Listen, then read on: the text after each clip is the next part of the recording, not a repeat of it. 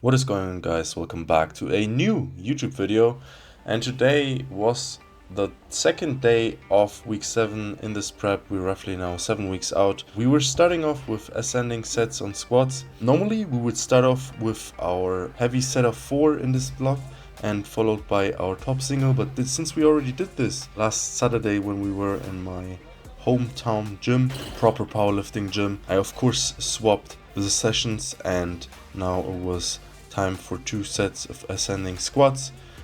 They were relatively easy.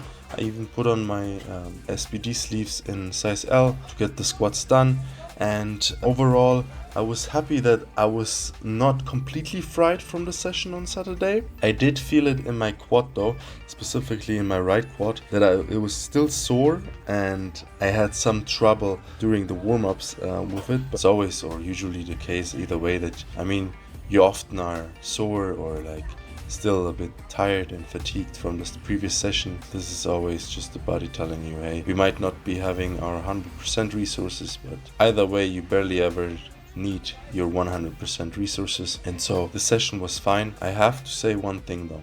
Normally after my 2 ascending sets I would go for 2 sets of 6 with squats, and today I made the mistake that I went with the back of weight that I was supposed to hit the Saturday after my heavy set of 4. So usually in my main sessions I have a heavy set of 4, which we did last Saturday.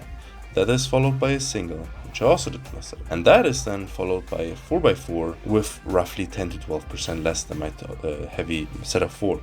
Which we did today though. I also swapped the back off somehow, and this actually negatively impacted my squat itself, because I was feeling how fatigued I was during the session, and it got worse and worse throughout these like back off force. And you see that the very last rep also, or the last reps, I had to push a lot in this 4x4, and I was absolutely smashed after these sets. Yeah, didn't feel too happy about that. Especially my knee didn't feel too happy about it, and also I felt my quad a bit. But up until this point everything was alright. So we hopped over into our second exercise, also ascending sets, 3 sets ascending on close grip bench. One of the exercises that I will probably always have in my plan, just because it is very convenient to do a lot of reps close grip. It trains the triceps well, and it allows me to take some stress off from my muscles that I normally use for bench press, especially if I'm gripping so wide, and instead use more of triceps and really get some blood flowing through the arms and the pecs as well. I really have to say that it was a nice thing that I changed to a close grip bench again, instead of doing the Larsens or continuing the Larsen press, because honestly I feel way more comfortable, and it has helped me a lot to heal up with my shoulder.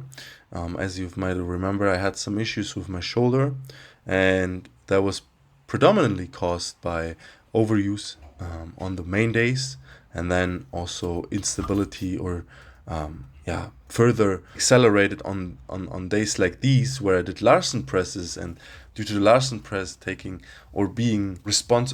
to the Larsen press's nature of being very in need of stabilizing, my shoulder was trying to do stabilizing work that it was not able to fulfill at this point in time.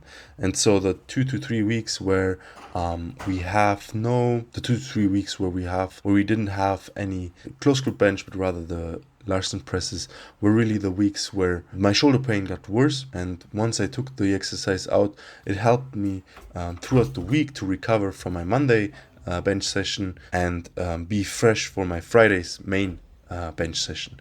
So as of right now, 2 times a week a bench, and this close grip bench is just a session in the middle of the week, and it's always nice to keep it nice and light, and also neglect or avoid any kind of like excessive pressure, especially on shoulders and elbows and all the joints involved in pressing on the bench press. So with that being said, we hopped on to the 3rd exercise on this day, and that was also an ascending set of 7 on deadlifts. The first one I did pause. The second one I did not feel like pausing doing it anymore. At this point, I was super fried. You have to think, I estimate the session to be around 2 hours at this point. And so like I was empty, my tank was empty definitely. And I was trying to get through these pause deadlifts with 210. And something that I definitely noticed was I never, ever did pause deadlifts or secondary deadlifts at all this heavy. And on the second set, I even had to go down. Now in my plan, I don't have to do pause deadlift, but I like to do them because it trains the starting position, and that's the position my deadlift is usually the slowest in. And once I get out of the start or out of and above the knees, I can always lock weight out. And so that's why I wanted to train it, but I missed to adjust the weights accordingly. So now I'm doing weight that is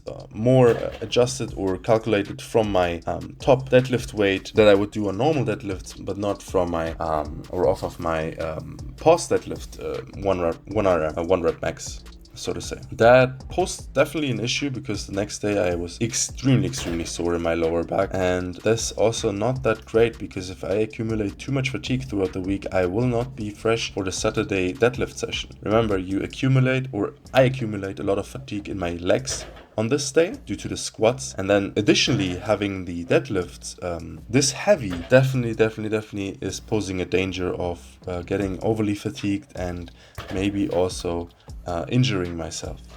So this is something I have to control in the future. And that being said, guys, I appreciate you guys watching, and I wish you all the love, all the power. Have a good one.